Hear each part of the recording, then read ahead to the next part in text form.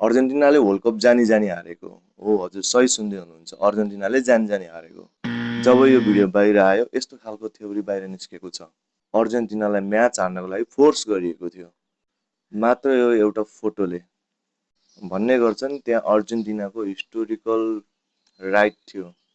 यो कारणले गर्दा अर्जेन्टिना र अर्जेन्टिनाको अल अफ द प्लेयरलाई 10 इयर्ससम्मको ब्यान्ड हुन सक्थ्यो। बसबाट झर्दा त्यति खुसी देखिने सबै प्लेयरहरू अर्जेन्टिनाको ड्रेसिङ रुमबाट निस्किँदा किन सबैजना इमोसनल, किन स्याड, कसैको मुख त रोए जस्तो थियो। इन्जो फर्नान्डेज, मेस्सीले आफ्नो प्लेयरहरूलाई सम्झाइरहेको थिए, let's forget everything, focus on the game. रेफरीले सधैँ अर्जेन्टिनालाई फेभर गर्छ भन्दै आइरहेको थियो फ्यानहरूले।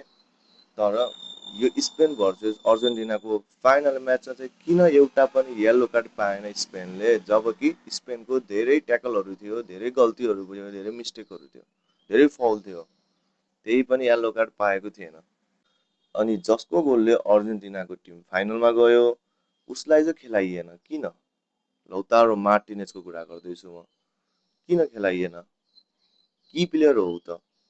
एक्ज्याक्टली भन्नुपर्दा फिफा यो माल्भिनासको लफडामा पर्नै चाहन्थेन क्या। हजुरहरूलाई के लाग्छ, कस्तो लाग्छ कमेन्टमा रिभ्यू दिनु होला, कमेन्टमा भन्नु होला होइन। अब थ्योरी भन्ने चिज अब जे पनि हुन सक्यो, आफ्नो तरिका हुन्छ सोच्ने। सो हजुरले पनि के सोच्नु भएको छ कमेन्ट गरिदिनु है त।